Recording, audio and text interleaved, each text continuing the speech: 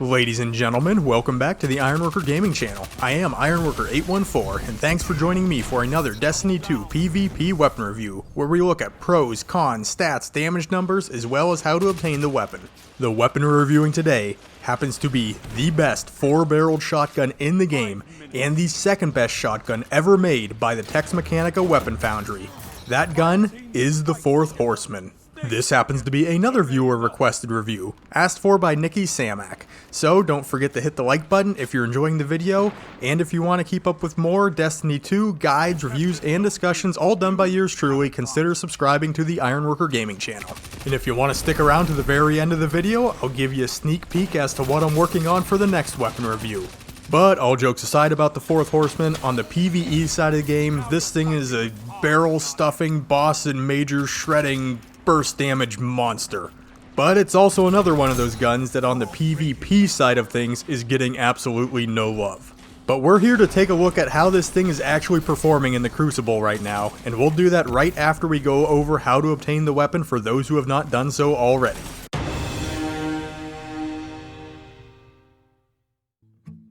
So, the Fourth Horseman was returned to Destiny 2 in Season of the Worthy. You must first have access to the seasonal content if you're looking to obtain this weapon. Looking at the quest here, there's nothing too terribly difficult, but it is a nice little chunk of busy work you're gonna have to do.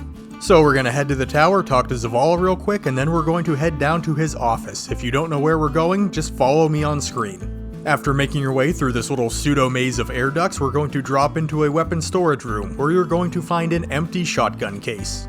Next step is to head back to Zavala just so he can tell you to go see Anna Bray. Anna's going to want you to do Waves of Escalation Protocol or public events. I would suggest doing the Waves of Escalation Protocol here. Every wave is going to net you 10% towards your progression, and that is probably the quickest way to do it. After that, you're going to need to gain Cabal Intel. This can be done anywhere in the system. You're either going to need to kill Scions for 2% progress or open Cabal chests for 20% progress. Definitely go with the chests. Once that's finished, go talk to Benedict in the Tower Annex. He's going to send you to the EDZ to do public events and patrols. You'll get 10% progress per public event and 5% progress per patrol. So kind of multitask, get both done at the same time, make a little extra progress. Your final step here is going to be to complete the Quarry Legendary Lost Sector. This can be accessed through the EDZ Rasputin Bunker. These Legendary Lost Sectors are on a daily rotation, so if it's not up the day you're trying to do this, you're going to have to wait for another day. But these Legendary Lost Sectors are level 1000 and do have champions in them. I mean, you can get through them solo, but it's going to be a lot quicker and easier if you have a buddy you can bring along. Upon opening the chest at the end of the Legendary Lost Sector, the Fourth Horseman will be all yours.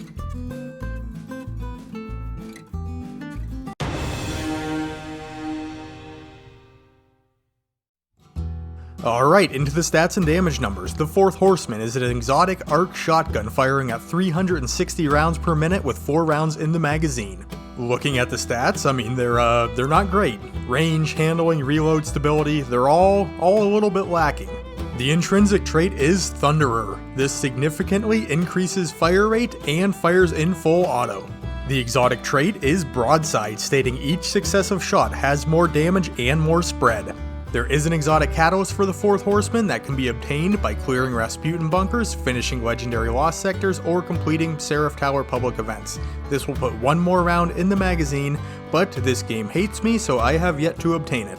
Into the damage numbers, and the Fourth Horseman is going to shoot 12 pellets per round, same as all the other shotguns in Destiny 2 aside from the slug shotguns.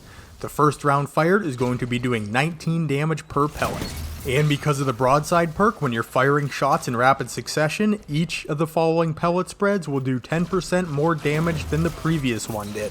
Keep in mind, to see these damage numbers, you must be in the shotgun's effective range. The first round is going to be doing 19 damage, second round 21 damage, third round 23 damage per pellet. But the final pellet spread out of a full 4-round magazine should be doing roughly 25.5 damage per pellet. It's hard to see this in game because there's not a Guardian under the sun that's going to take 4 bursts from this thing, but the math checks out. That all sounds well and good, and with that out of the way, let's dip into the pros of using the Fourth Horseman in the Crucible.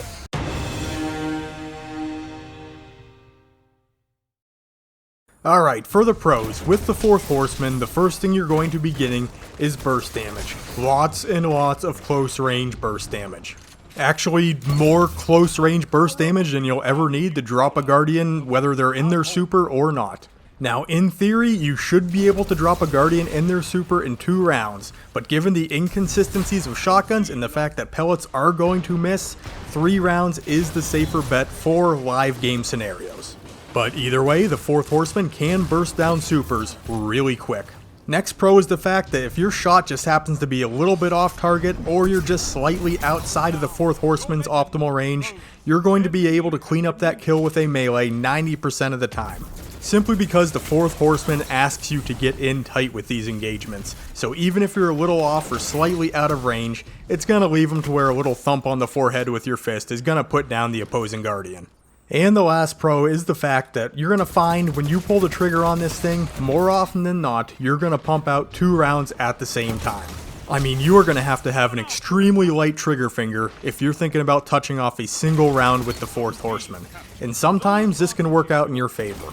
So here again, if you are just outside optimal range when firing the opening shot of the engagement, as long as you are still moving toward the target, that second round will release with 10% more damage, resulting in you downing your opponent more often than not.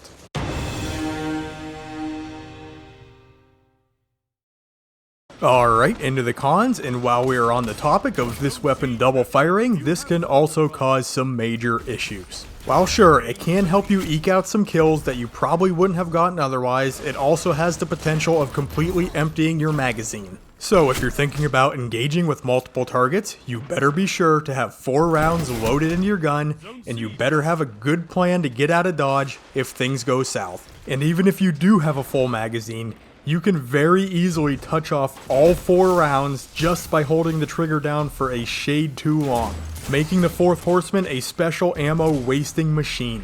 And while special ammo isn't terribly hard to come by in a Crucible match, it just doesn't feel good putting extra rounds into a Guardian that's already dead. And then you consider all those things alongside the fact that Fourth Horseman has a pretty slow reload time, and it's just not a really user-friendly weapon for the Crucible. Now, what most people are looking for out of a good shotgun is a tight, consistent spread, decent handling, and good range. The Fourth Horseman goes the complete opposite direction in these categories. Now check this out on screen and you'll see what I'm talking about. I'm reasonably close to this wall, probably within its effective range, and watch how the pellet spreads fan out, especially with each successive shot. And then I take just a step or 2 back, and man, does that get ugly. Look how wide that pellet spread is. Now, I don't care how much bonus damage you're getting for those final couple pellet spreads. If you're not able to hit a Guardian with more than 2 or 3 pellets with them, I mean, it's worthless to you. And then on top of that, look at the recoil. I mean, that is a lot of recoil. I mean, I'm basically staring 10 feet above where my pattern started at. That's bad. That's rough, man. And then as far as the handling stat goes, there are actually only 5 shotguns in the entire game with worse handling.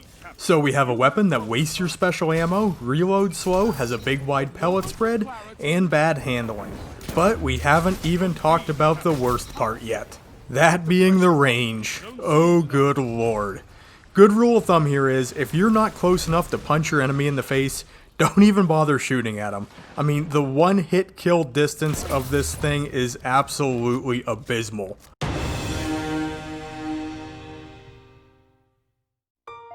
Okay, here's the deal with the Fourth Horseman.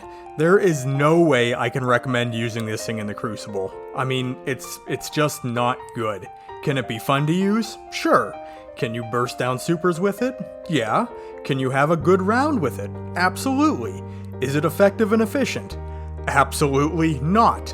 Now this is the point where I usually open it back up and say something like, well, if you commit to using it in this manner, or if you play like this, then maybe, but I got nothing, man. I mean, feel free to disagree with me if you want, but in my opinion, this thing stinks. I mean, it stinks in the Crucible. I would feel better using literally any other shotgun than this in PvP. I think this is the only weapon I've reviewed so far that I would give a very solid thumbs down to.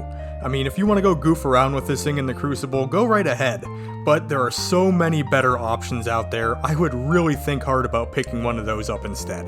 So if you've made it to this point in the video and you did enjoy it, please remember to give it a thumbs up, and if you liked it so much that you want to see more videos similar to this one, remember to subscribe to the Ironworker Gaming channel.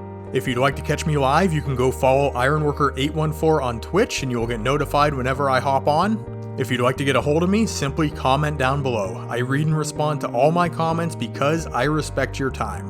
And with all that being said, I'd like to thank you for spending a piece of your day checking out my video. Be sure to stick around for just a few more moments to see which weapon I'm reviewing next. But you guys are awesome, and I will catch you on the next one.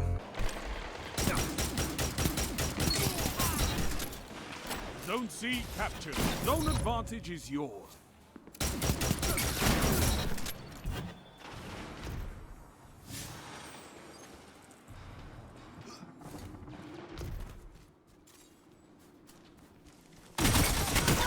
You made that look easy, Warlock.